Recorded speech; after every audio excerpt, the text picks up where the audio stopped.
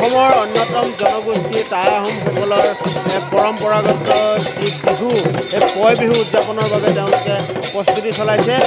ৰাজগড় আঞ্চলিক টাই কৃষ্টি বিকাশ কেন্দ্ৰৰ উদ্যোগত আন কেইবাটাও জাতীয় সংগঠনৰ সহযোগত তেওঁলোকে এবাৰ পয় বিহু উদযাপনৰ প্ৰস্তুতি চলাইছে। আজি প্ৰাৰম্ভিক যি প্ৰস্তুতি তাৰে প্ৰস্তুতি দেখিবলৈ পোৱা গৈছে। এই মুহূৰ্তত মই উপস্থিত আছোঁ নাৰায়ণপুৰৰ শিমলুগুৰি অঞ্চলত।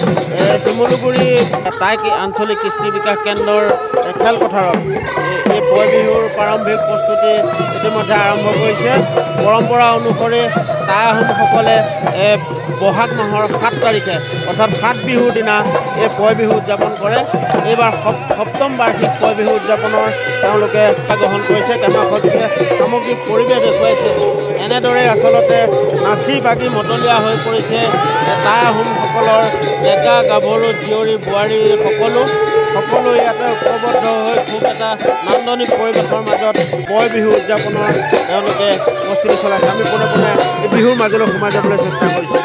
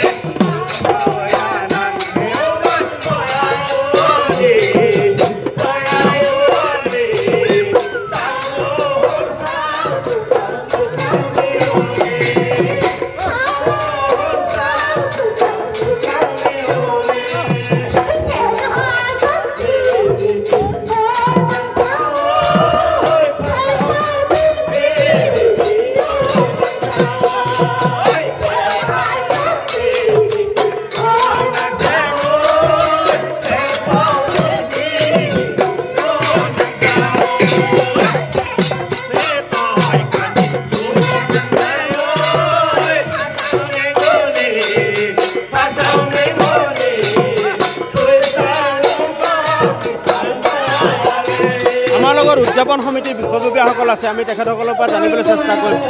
পয় বিহু উদযাপনৰ প্ৰস্তুতি আজি কি ক'ব? প্ৰথমতে ৰাজগড় আঞ্চলিক টাই কৃষ্টি বিকাশ কেন্দ্ৰৰ বিহু বাকৰি পৰা সকলোকে বয়কম জনাইছোঁ।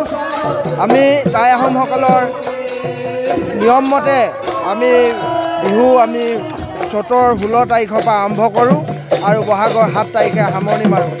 এইবাৰ 7ম বছৰ আমি ইয়াত টাই বিহু প্ৰতিযোগিতা পাতি আহিছোঁ। এইবাৰ বহাগৰ 8 তাৰিখৰ পতা হৈছে, যিহেতুকে 5 তাৰিখৰ দিনা ইলেকশ্যন আছে। গতিকে এদিনৰ পাছত আমি সামৰণি মাৰিম বিহু। গতিকে আজি আমি এই পবিত্ৰ স্থানৰ পৰা সকলোকে আমাৰ এই বিহুত সহায় সহযোগিতা আৰু আন্তৰিকতাৰে অংশগ্ৰহণৰ আশা কৰি নিমন্ত্ৰণ জনালোঁ।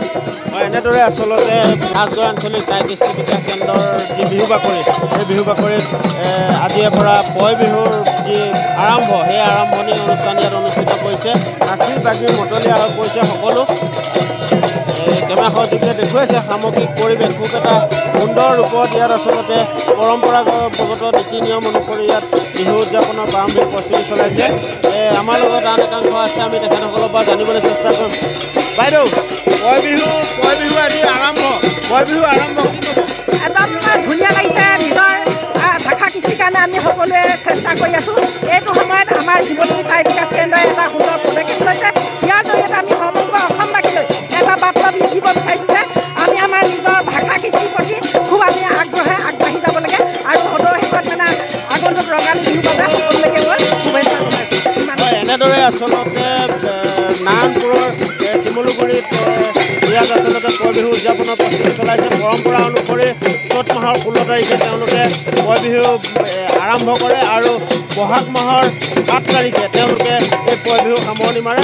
আৰু এনেদৰে আজিৰে পৰা এই পয় বিহু উদযাপনৰ বাবে সকলোৱে নাচি বাগি মতলীয়া হৈ পৰা দেখিবলৈ পোৱা গৈছে। পুনৰ মই কেমেৰা সহযোগী বিহুৰ মাজলৈ সোমাই যাবলৈ অনুৰোধ জনাইছোঁ।